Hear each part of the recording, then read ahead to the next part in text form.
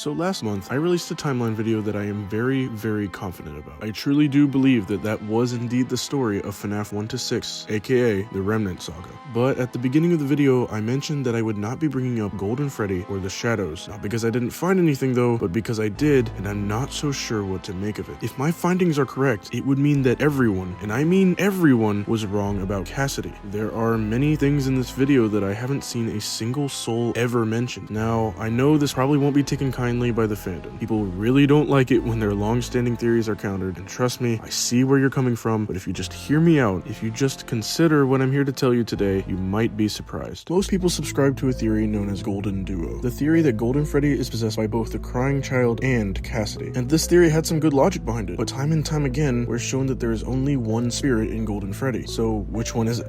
Let's start back at the beginning, where we first learned about Cassidy, their survival logbook. It's widely accepted that this book features two spirits talking to each other as there is seemingly a conversation being had. One of them talks through faded text, and the other talks by altering text of the book. If you remember in my timeline video, I mentioned that the survival logbook is almost definitely a book made for Fazbear's Fright. This conversation is being had during FNaF 3, and it's clear to see why. The conversation being had here is in reference to Happiest Day. But what is Happiest Day? Well, this is where everyone gets confused. Happiest Day is 100% about the Crying Child, and let me tell you why. If you pay attention to the FNaF 3 minigames, you'll notice that every single one of them is a direct reference to one of the Crying Child's memories. This is something that, back when FNaF 4 released, everybody missed. Scott was so baffled that he made a post about it. Somehow, no one, not a single person, found the pieces. The story remains completely hidden. I guess most people assumed that I filled the game with random Easter eggs this time. I didn't. And when Scott tried to nudge us in the right direction, he asked us this: why would the tiny toy Chica be missing her beak? The answer? To make her stand out, so that we would realize that, like every other room in the game, this all connects back to FNaF 3. Someone is using the arcades to try to jog the Crying Child's memory. Whoever this entity is our Cassidy. And interestingly, there's one entity present in Happiest Day that everyone has ignored. One that has the ability to hop across different arcades to suit their goals. Shadow Bonnie, or more accurately, RWQFSFASCX. Could this arcade hopping entity be our Cassidy? Well, it wouldn't be the first time Cassidy was tied to such an idea. In Security Breach, we see Princess Quest doing the exact same thing, and what was she originally labeled as in the files? Cassidy. Now, I'll admit that part is very weak evidence, as infamously the name Cassidy was since removed from the files, so it's very possible that this was a mistake or something, but it's not the only connection to be made. For this next point, I'd like to bring your attention to Five Nights at Freddy's special delivery. Take a look at this teaser and pay attention to the messages on the phone.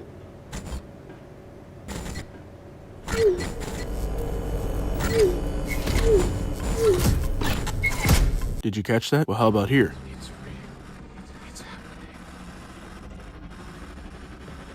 Repeatedly, the Lumix had teased C as the main antagonist of FNaF AR, and when we boot up the game, who does that main antagonist end up being?